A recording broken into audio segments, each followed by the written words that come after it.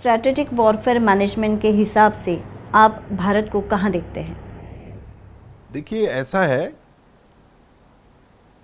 Indian army, Indian defence forces ने जो sacrifice करने का मादा है वो तो उन्होंने सेकेंड वर्ल्ड वॉर में भी प्रूव कर दिया, फर्स्ट वर्ल्ड वॉर में भी प्रूव कर दिया। ब्रिटिश इटली में भी आज आप जाए, हमारी शिप गई थी, तो वो इंडियन सोल्जर्स को वेलकम करते हैं कि आपकी वजह से हम लोग इतने सिक्योर हो गए, आप यहाँ तक आके लड़े।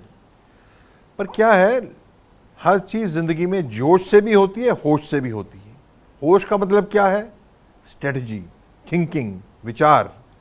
अब बताइए, 1962 के वॉर में वेल नोन है चीन कहाँ से आया हमें अटैक करने और कितनी ज़मीन लेके चला गया।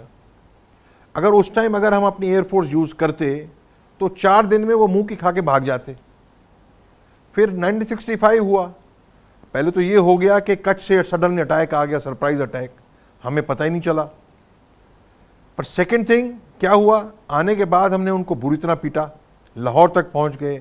जब उनकी ज़मीन ले ली हमने, स्ट्रेटेजिक टारगेट्स उनके ले लिए, तब वो भागे भागे गए रशिया के पास और ताशकंद में एक एग्रीमेंट हो गया। तो एग्रीमेंट हुआ तो कितना सेक्रीफाइस के बाद कितनी ज़मीन हमने उनके ले ली थी, इशोगिल कनाल ले ली थी, लाहौर से 8 किलोमीटर 8 मील तक पहुंच चुके थे हम, वो सारी ज़मीनें हमने वापस कर दी। अब बताइए क्या थिंकिंग है।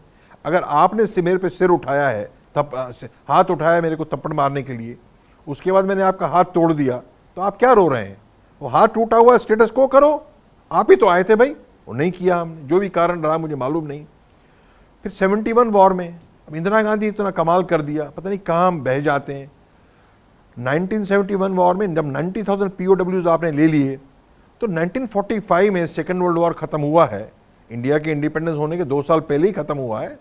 उस टाइम क्या हुआ, जब जर्मनी को हरा दिया, तो जब वो ट्रीटी साइन कर दी, ट्रीटी में जर्मनी को क्या कहा, विनिंग पावर्स ने, एलाइड पावर्स ने, एक्सेस पावर्स को क्या कहा, जापान को क्या कहा, जर्मनी को क्या कहा, तुमने शुरू किया था, अब तुम्हारे पे रिस्ट्रिक्शंस हैं, तुम हार गए हो। क्या रिस्ट्रिक्शंस हैं?